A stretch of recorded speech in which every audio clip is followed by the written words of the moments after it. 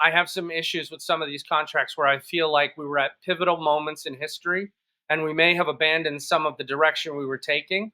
And so, when we look at something like coercion, compulsion, the fact of the matter is that consent, this whole situation is becoming an issue where our union has fought for things, and in some of these cases they should have fought a little harder. I was someone who really believed in what the DGA did, which is to get no generative AI to replace any actor. No artificial intelligence will replace any DGA member. I want to take that back. I might have said actor by mistake, but that's because it was a Freudian slip that I wanted to say actor. Yeah. The actors, that no one would take the place of an actor with generative or artificial intelligence. And again, we have to do some out of the box thinking that I don't think some of the folks on the other side are willing to do.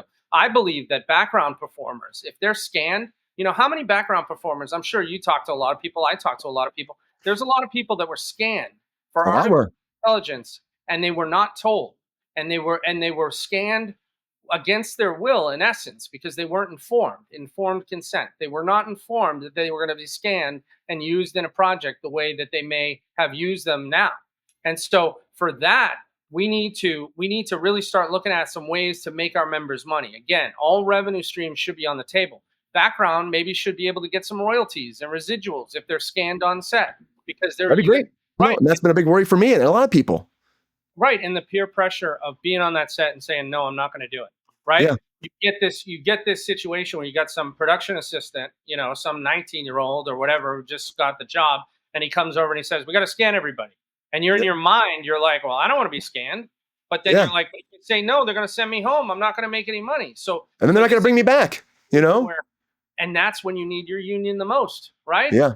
Those moments when you need your union the most, because you need your union to be fighting against these things. And so that's something that I think, again, in what we are doing, myself and Peter Antico, you will know that when you say your union, you have a union that will fight for you every step of the way, every single day.